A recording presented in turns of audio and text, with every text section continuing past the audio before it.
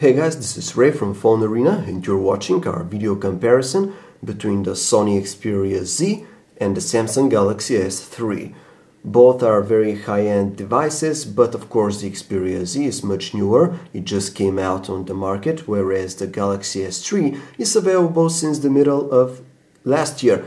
Still, this is the current top model of Samsung, so it only makes sense for us to compare these two devices.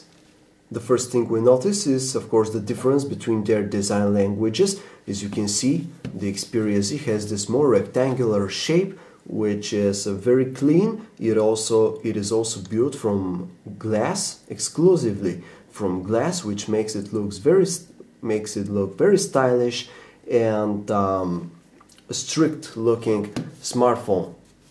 Very clean and very simple appearance. On the other hand, we have the Galaxy S3 with its more rounded corners, like a kind of like a pebble, you know. It has this pebble blue color. The other version is the white one, of course.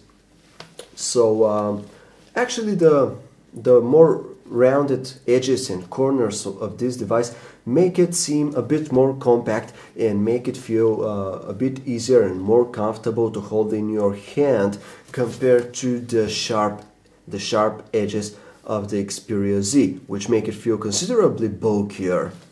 Now the difference between the two is not that great actually, because while the Xperia Z has the 5-inch display, the Galaxy S3 has a 4.8-inch display, so there is not much of a difference in terms of screen size, but Samsung has managed to create a device that feels a bit more compact and it is a bit more comfortable to hold in your hand.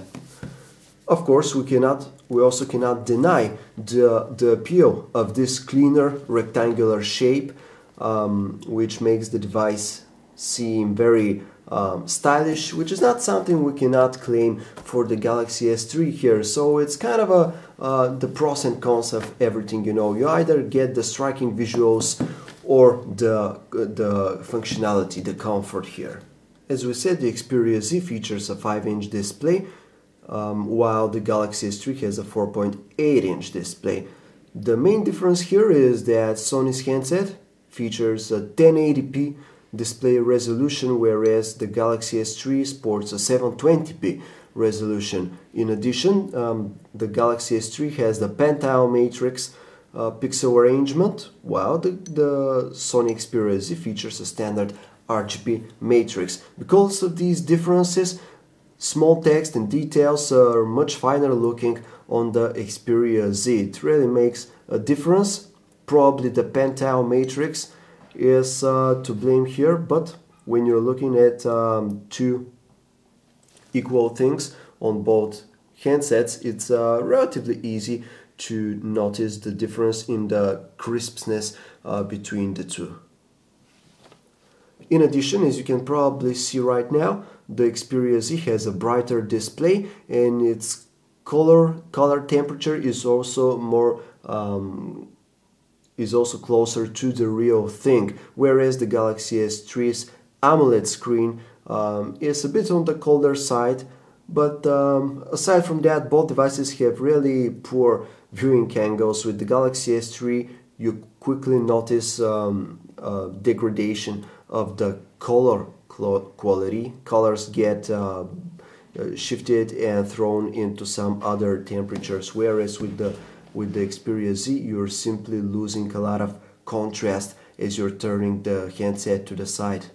If you are a heavy multimedia user, you'll probably appreciate the AMOLED screen of the Galaxy S3 and its very saturated colors, because they simply stay saturated no matter what you're doing with the handset, be it playing games or watching video or even browsing the web. Whereas with the Sony Xperia Z, everything looks good, but it's not as vivid, not as striking as with the Galaxy S3. And it's true that Sony has the mobile Bravia 2 engine here, but what this does is to boost the color and overall image quality while viewing images or watching video with the stock galleries. So if you're playing games or viewing images in Facebook, you're not going to get that image boost with the Xperia Z. Both handsets have Android Jelly Bean, one of the latest Android versions, but of course on top of this both have their custom user interfaces. With the Sony Xperia Z, the custom UI is a bit more simplistic, not many additional features added by the manufacturer, but still we find it very polished, very nicely animated. Sony has added some very cool touches here and there just to improve the experience a bit. So it's a user interface that we really like. It doesn't stand too much in your way of getting things done. Meanwhile, with the Galaxy S3 we have the Nature user interface, which has a bit more character. Samsung has of course customized pretty much everything on the handset and replaced even certain applications with its own one. The manufacturer has added quite a few options for Android users to tweak and to play with.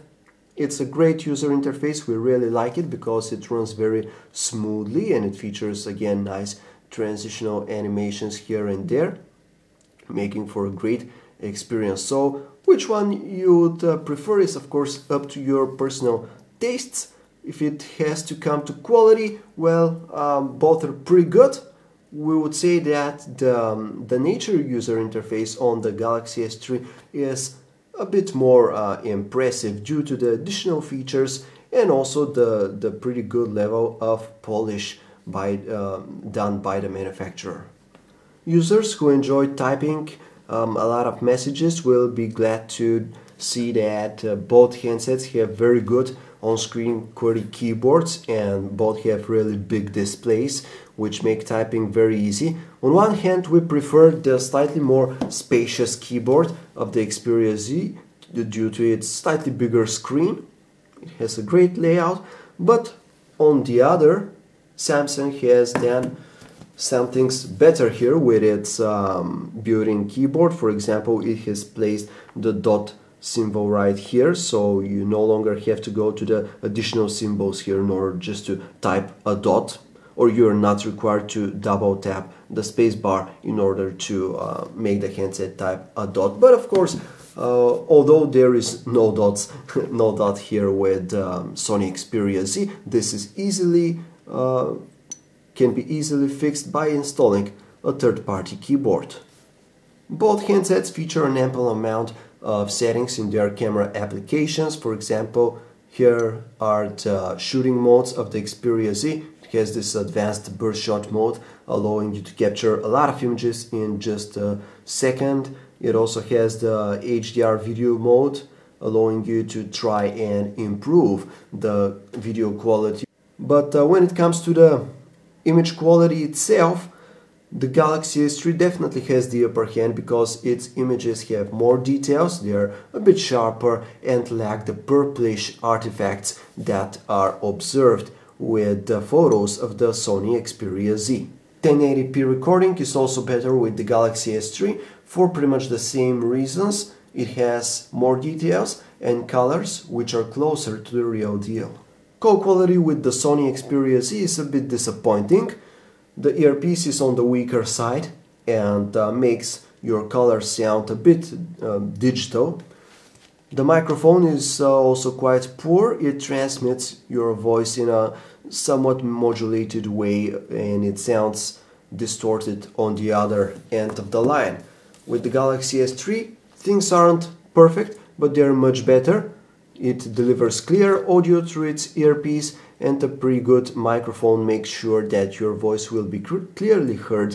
We're a bit surprised to find out that 2013's Xperia Z is not substantially better than 2012's Galaxy S3. In fact, in some areas, it's even worse than Samsung's flagship here. The Xperia Z has the better screen. It is brighter, has more realistic colors, and of course a higher resolution. Meanwhile though, the Galaxy S3 also features a very good screen which is almost as big and has really striking visuals thanks to the AMOLED technology. The chipset inside the Xperia Z is also not much faster compared to the Exynos processor of the Galaxy S3. And when it comes to their cameras, the Galaxy S3 is the definite winner in this respect. Adding the superior call quality of the Galaxy S3 and its loudspeaker, it makes us question the overall execution of the Xperia Z here. At the end though, it'll be up to the user to decide what is important for them, whether it is the all-glass stylish construction of the Xperia Z in its very striking design visuals here, or the more compact shape of the Galaxy S3 in its impressive screen, its eye-popping colors, great contrast levels, the better camera, the better call quality. It is up to the user to decide what is more important to them. Both devices are very well supported. The Xperia Z comes straight with Jelly Bean, whereas the Galaxy S3 has already been updated to Jelly Bean. It remains to be seen, of course, if Sony is going to update the Xperia Z past 4.1. We're pretty much sure that it will, but it remains to be seen when. And that is all. Probably we're a bit disappointed by the Xperia Z here because we expected it to kind of blow the Galaxy S3 out of the water here because it's simply the newer phone. It's a top-end device, very ambitious one. And to a certain extent, it managed to trump what Samsung had in 2012, but not by much. So that was our video comparison, guys. We hope you liked it and we hope it was informative for you. If you'd like to learn even more about these two handsets, feel free to check us out at PhoneArena.com. Thanks for watching.